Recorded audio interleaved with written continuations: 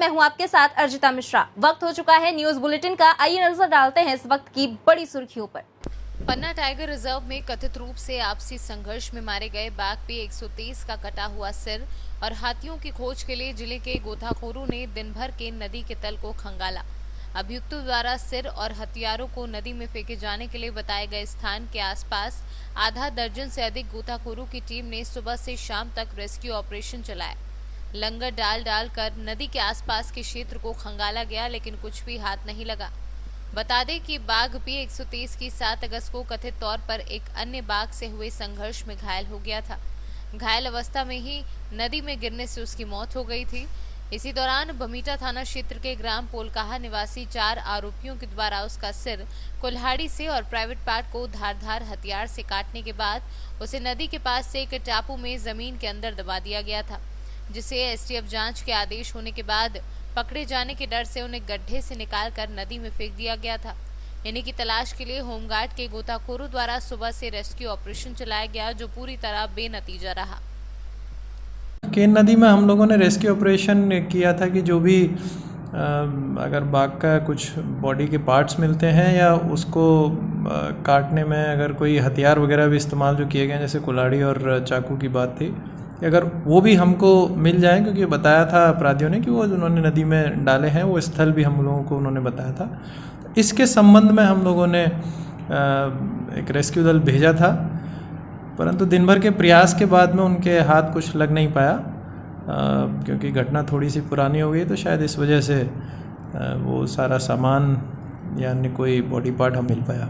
इनको सज़ा दिलाने के लिए हमारे पास में काफ़ी साक्ष्य हैं। अगर ये सामान मिलता तो ये भी एक साक्ष्य के रूप में होता और आवश्यक साक्ष्य के रूप में होता, लेकिन अभी भी हमारे पास में आवश्यक साक्ष्य हैं और अभी भी केस की इन्वेस्टिगेशन चल रही है।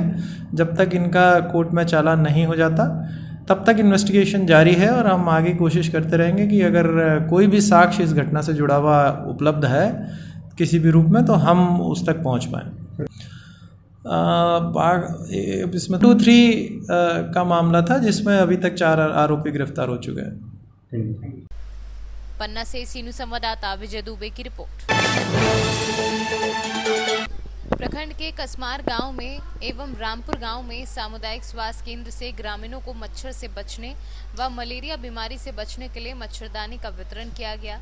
ये वितरण कसमार गांव की सहिया कुसुम देवी, सुनीता देवी एवं रामपुर गांव की सहिया ज्योति कुमारी के द्वारा पंचायत के मुखिया खेद यादव, मंत्री सत्यानंद भोक्ता के नजदीकी एवं राज्य युवा अध्यक्ष जितेंद्र सार्थक व अन्य लोगों के द्वारा किया गया। इस दौरान सभी को आधार एवं राशन कार्ड देकर मच्छरदानी का वितरण किया गया। प्रतापपुर से सीनू संवाददाता सत्येंद्र की रिपोर्ट।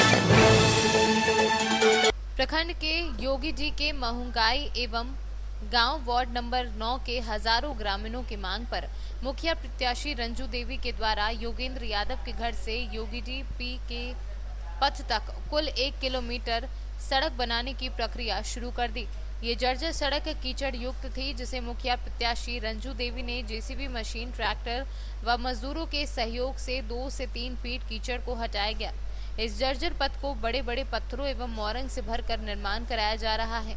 इस निर्माण में रंजू देवी अपने निजी खर्चे से कर रही हैं। इस कार्य में महंगाई के ग्रामीण श्रमदान कर रहे हैं। और ये आजादी के पहले, मतलब आजादी के बाद से कभी रोड बना नहीं था और बहुत प्रतिनिधि आए, बहुत मुखिया आए, कोई नहीं ये रोड पर ध्यान दिए। जब हम फर्स्ट बार आए इस गांव में, हम भी इसी गांव का रहने वाले हैं और मेरा भी जन्मभूमि यहीं का है, तो मेरा जनता लोग हमसे मांग किए कि मेरा रोड बनवा दीजिए, तो हमको देख कर रहल नहीं गया, तो हम इस रोड को बनवा रहे हैं। और इन लोग हमको बोले कि नहीं, आप रोड बनवाइए, आप जनता की सेवा कीजिए, आपको हम मुखिया बनाना चाह रहे हैं। हम बहुत अच्छे जगह पे रह रहे थे और वहाँ से मतलब अच्छे थे, लेकिन हमको जनता के मांग पे हम आए हैं और हम जनता का सेवा करना चाहते हैं और मेरा सेवा और हम हमेशा जनता के बोला। मेरा नाम हुआ जोगेंद्र यादव, महुआ गांव, जोगुडी पंचायत। इस गांव में बहुत मुखिया भी बने, बाकी अभी तक कोई ऐसा काम नहीं किए हैं। हम लोग कह के ठग गए हैं और कहते कहते तो 3 साल दौड़ते दौड़ते 4 महीने लगातार हम दौड़े हैं, बाकी अभी के समय में कोई नहीं सुना है।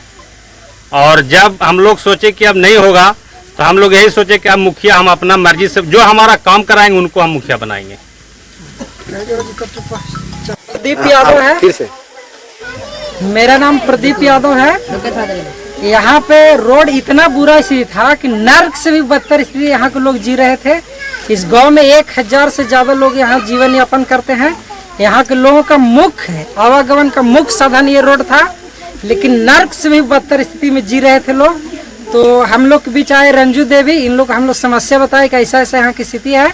मुखिया जी नहीं सुनते हैं, तो इन्होंने अपना मत से निजी खर्चा से ये सड़क का निर्माण करवा रहा है। 1 किलोमीटर की दूरी में मोरम और बोल्डर डालकर सड़क बनाया जा रहा है और कीचड़ साफ कराए जा रहे हैं। प्रतापपुर से सीनू संवाददाता सत्येंद्र की रिपोर्ट। संखेड़ा तहसील के गोजपुर और आकाखेड़ा गांव के बीच बाइक और ट्रक के बीच अकस्मात होने की वजह से घटनास्थल पर ही 2 बाइक सवार की मौत। रात दिन चलती रेत माफियाओं की ओर स्पीड ट्रकों की वजह से हुई 2 निर्दोष व्यक्तियों की मौत। संखेड़ा से सीनू संवाददाता दिलीप तड़वी की रिपोर्ट। अखिल भारतीय वर्षीय ब्राह्मण समाज ने देश व प्रदेश में हो रही ब्राह्मणों की हत्या व दमन उत्पीड़न हो रहा है, जिससे उत्तर प्रदेश की 18% आबादी वाला ब्राह्मण समाज स्वयं को ठगा हुआ अनुभव कर रहा है। उत्तर प्रदेश में ब्राह्मण समाज में निरंतर असंतोष व आक्रोश बढ़ता ही जा रहा है। इसी परिप्रेक्ष्य में ब्राह्मण होतामतियों की शांति के लिए अखिल भारतीय वर्षीय महासभा ने आज पीलीभीत जिला कार्यकारिणी द्वारा सामूहिक यज्ञ गौरीशंकर मंदिर प्रातः 7 बजे आयोजित किया गया। पीलीभीत से सीनियर संवाददाता सर्वेश शर्मा की रिपोर्ट। आज पुलिस लाइन पीलीभीत में पुलिस अधीक्षक पीलीभीत जयप्रकाश द्वारा द्वितीय सड़क सुरक्षा सप्ताह के दौरान जनपद पीलीभीत में यातायात नियमों के प्रति जनता को जागरूक करने हेतु वैन को हरी झंडी दिखाकर रवाना किया गया। पीलीभीत से सीनियर संवाददाता सर्वेश शर्मा की रिपोर्ट। न्यूज बुलेटिन में फिलहाल इतना ही। देश दुनिया से जुड़ी तमाम खबरों के लिए बने रहिए सी न्यूज भारत के साथ। हर खबर आपके साथ, आपके हाथ।